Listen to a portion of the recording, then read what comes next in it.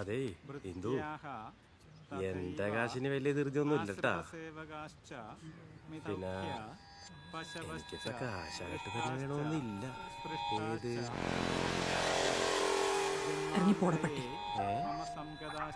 ഓഹോ, അപ്പൊ നീ മാന്യന്മാരെയൊക്കെ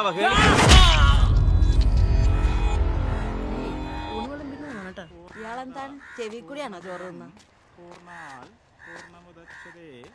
മനസ്സിലായില്ലേ നിനക്ക്? ഇല്ലടി. പഞ്ചായത്ത് കിണറിന്റെ പറ്റിയ തുണിയിലാണ്ട് വിളിക്കണവൻ.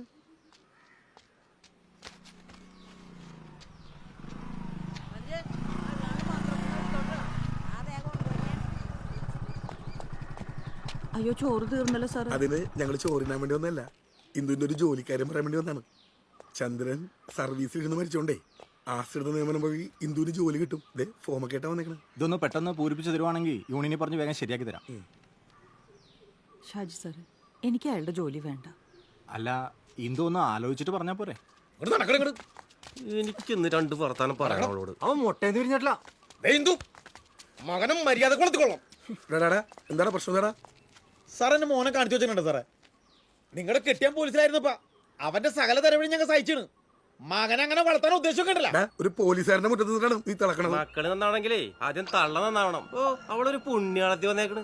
സഹിക്കണേന്റെ ഒരു പരിധിയില്ലേ? അത് ഇതിനൊരു സമാധാനം പറ. അല്ലെ നാട്ടുകാരേറി മേയും. സാറേ, ആ ജോലി ഇവന് കൊടുക്കാൻ പറ്റും. അതിനവന് 18 വയസ്സാവണ്ടേ? മാത്രമല്ല +2 പാസ്സാവണം. അതവനായിക്കോളൂ. നിനക്ക് പോലീസ് ആവണോ?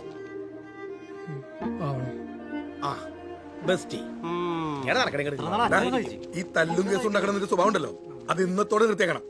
അല്ലെങ്കിൽ നിന്റെ അച്ഛന്റെ അതേ ഗതി നിനക്കും വരും. മനസ്സിലായ?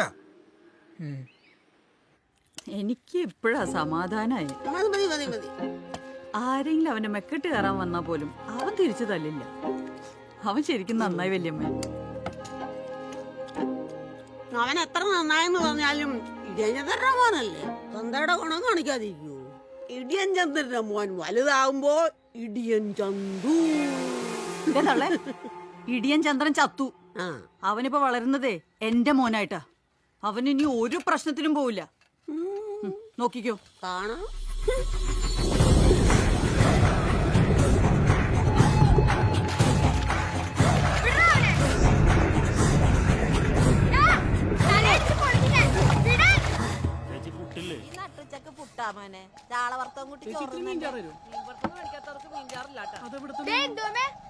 ഇത് കണ്ട ചെക്കനിങ്ങനെ തല്ലുകൊണ്ടിരുന്ന പോലും പോഴനായി പോട്ടാ. ഓരോരുത്തരുടെ ഉപദേശം കേട്ട് തല്ലുകൊള്ളത്ത ദിവസമില്ല. ഒന്നല്ലെങ്കിലും നീ നാളെ ഒരു പോലീസുകാരനാവണ്ടല്ലടാ. എപ്പോഴും ഇങ്ങനെ നാട്ടിൽ നിന്ന് ധർമ്മം മേടിച്ചാ ഒരു വില ഉണ്ടാവൂലട്ടാ. പിന്നെ സഹി കേട്ടാ വല്ലപ്പോഴും ഒരെണ്ണം തിരിച്ചും കൊടുക്കാം.